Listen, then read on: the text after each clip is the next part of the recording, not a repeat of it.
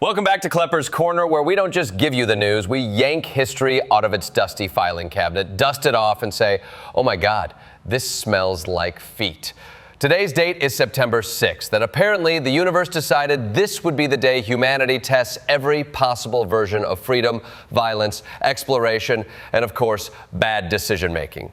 September 6th is basically history's group text, where Magellan, the Pilgrims, anarchists, suffragists, apartheid architects, and Baltic freedom fighters all said, meet here.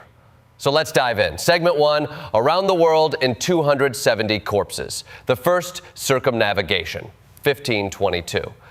On September 6th, 1522, the ship Victoria returned to Spain after circling the globe.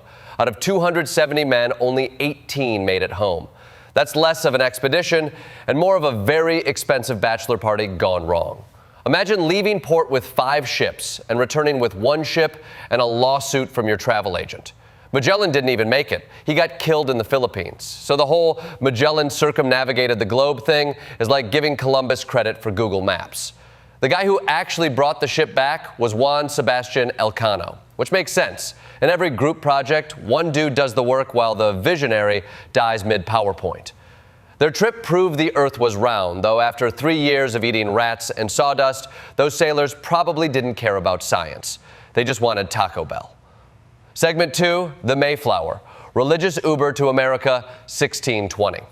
Fast forward 98 years, September 6th, 1620. The Mayflower finally set sail after its sister ship, the Speedwell, failed so many times it should have been renamed the Titanic's drunk uncle. The Pilgrims crammed over 100 people into a 90-foot boat. That's not a voyage, that's the original Spirit Airlines. Half of them died during the first winter, but before that, they signed the Mayflower Compact. Basically, we're stuck on this boat together, so let's agree not to murder each other. It's like the HOA rules of democracy. The irony? They left England for religious freedom, then immediately started telling everyone else what they couldn't do. Classic Americans. We want freedom, but only the kind we like.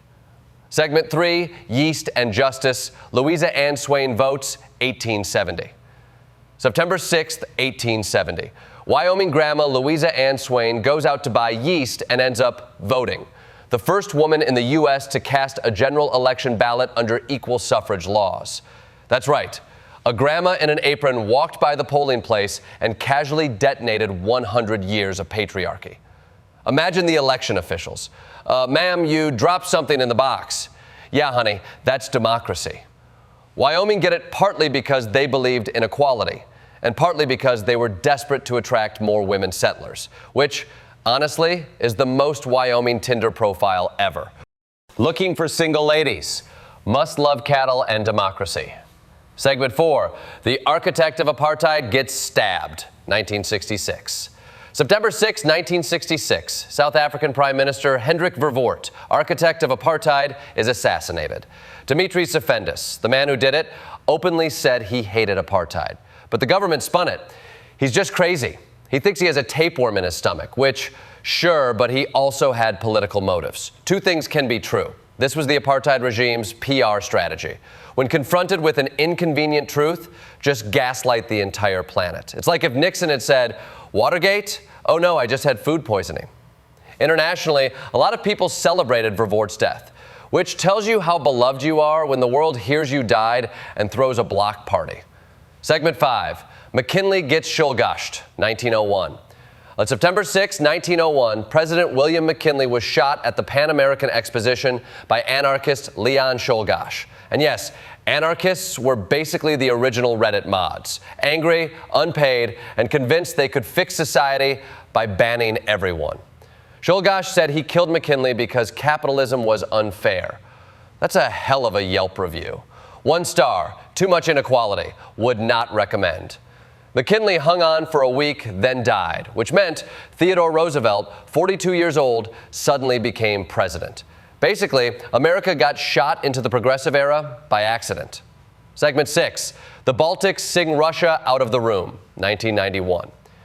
September 6, 1991, the Soviet Union finally recognizes the independence of Estonia, Latvia, and Lithuania. After decades of occupation, deportations, and Russification, the Baltics pulled off the ultimate peaceful protest. millions literally held hands in a human chain across 3 countries. That's the most hardcore game of Red Rover in history. When Moscow tried to roll in tanks earlier, people stood in front of them with only their bodies. Meanwhile, in America, we call it bravery if someone cuts in line at Chipotle, and we say, "Hey, excuse me." The Soviets collapsed, not just because of nukes or Reagan speeches, but because regular people sang, stood, and refused to break. Which is proof. Sometimes karaoke can change the world. Segment 7, Bonus Weird. September 6th moments, other September 6th hits. In 1914, the First Battle of the Marne saved Paris from German occupation. Basically, France's "you shall not pass" moment. In 1915, the British tested the first prototype tank, nicknamed Little Willie, which is both a military milestone and the saddest rap name ever. 1968, Swaziland gained independence from Britain, proving the empire had officially run out of countries to steal tea from. And in 1997, Diana's funeral drew 2.5 billion viewers, making it the most watched event in history, until, obviously, Baby Shark. In conclusion, so what do we learn from September 6th? That sometimes history takes the scenic route around the world. Sometimes it crams into a leaky boat in search of freedom. Sometimes it slips a ballot in a box, or a knife in a dictator, or 2 bullets into a president. Sometimes it links arms and sings. September 6th is a reminder. Humanity's story isn't a straight line. It's a drunk stumble through a minefield of bad decisions, great risks, and occasional breakthroughs.